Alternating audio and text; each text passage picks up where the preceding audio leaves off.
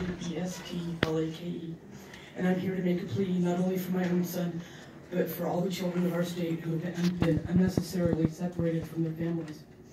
I'm here today because 3 years ago my son was kidnapped by agents of the state in his court because I had a medical condition that sent me to the hospital on several occasions, and my doctors had been unable to diagnose.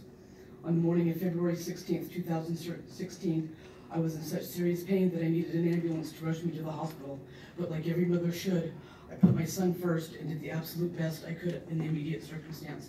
I called the Head Start my son attended at the time and made arrangements for him to get to school so that he would be safe while I was looked at and treated. Unfortunately, doing what I believed to be right turned out to become my worst nightmare because Head Start called CPS, which resulted in my son being stolen from school. I spent 5 hours in the ER that day, and my son was never allowed to return to his home, not even for a supervised visit.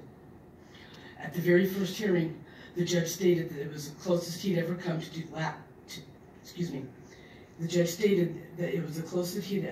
dismissal due to lack of evidence, that it was obvious that I loved my son and would never harm him, and ordered the department to fast-track him home. Yet this very same judge felt it necessary to terminate my parental rights, even though I fulfilled all my treatment plan requirements. I even had a complete hysterectomy in July of 2016, where it was diagnosed that I had a severe case of endometriosis, which only surgery can truly diagnose, and had been the problem all along. Did I somehow wake up that February morning in Soviet China? This is America, correct? Did you not all take oaths to uphold and defend the Constitution in order for you to be sitting in front of me today? Because what has been done to my son and I, as well as numerous other families, infringe on many of our constitutionally protected rights by both the Department of Public Health as well as the judicial system.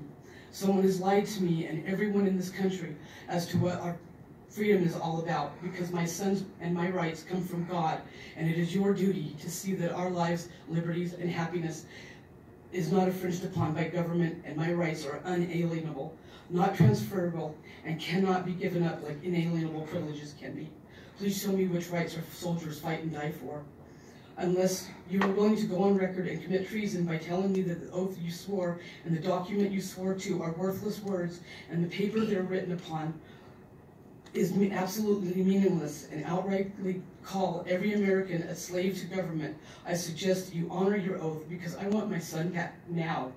I want my elected representatives to immediately start an investigation into CPS and their Title IV racketeering, kidnapping for profit scheme for RICO violations.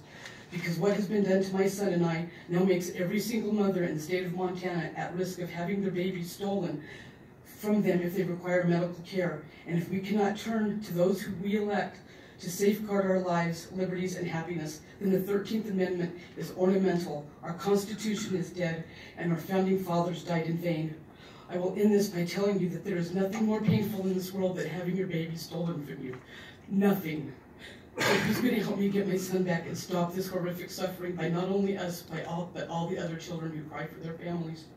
Thank you.